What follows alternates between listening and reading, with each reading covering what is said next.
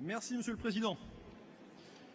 Mes camarades, je vous apporte le salut fraternel des camarades ingénieurs et techniciens de la météo et, plus largement, de l'ensemble des agents des ministères de l'écologie, des transports et de la cohésion des territoires.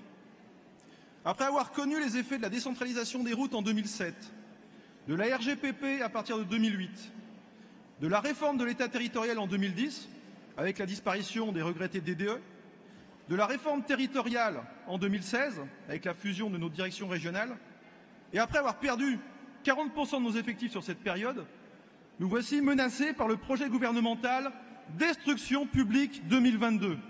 Parce que, mes camarades, c'est bien ce dont il est question. Action publique 2022, mes camarades, on peut le résumer comme ça.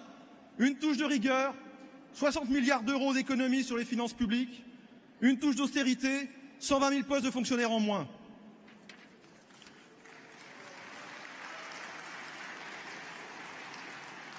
Un projet de suppression massive d'emplois publics, d'abandon et de privatisation de missions et de services publics.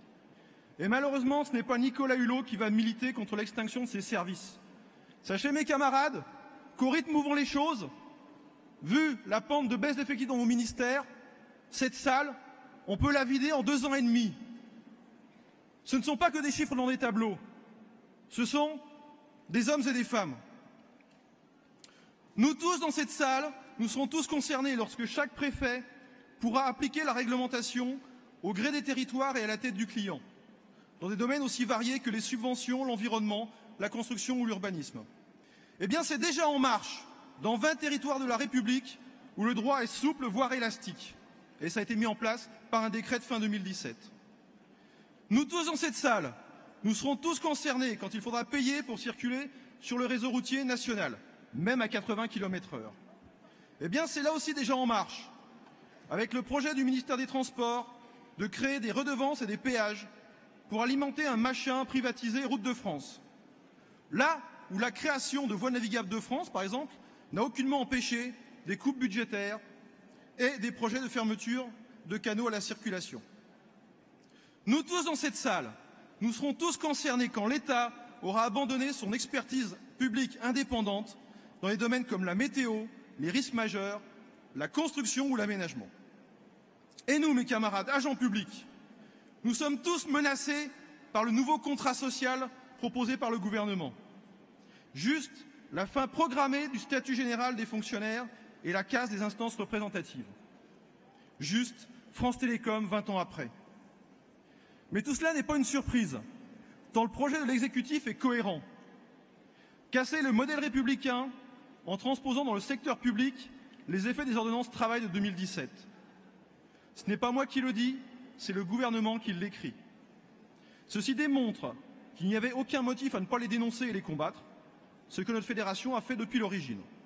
En conséquence, vous comprendrez que je ne pourrai pas voter le rapport d'activité. Pour ce qui est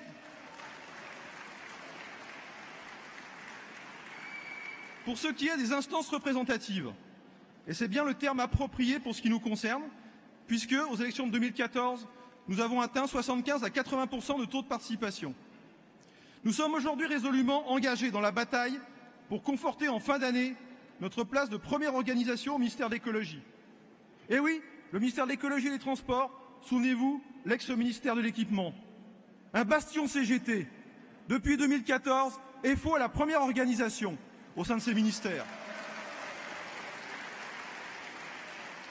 Et autant vous dire que l'action d'un secrétaire fédéral de la FEDCEFO de l'époque a jeté les fondations de ce basculement. Avec 3 autres fédérations, la FAGE, la FNEC et FO Finance, nous serons aussi sur la ligne de départ pour rester première organisation au sein des directions départementales interministérielles.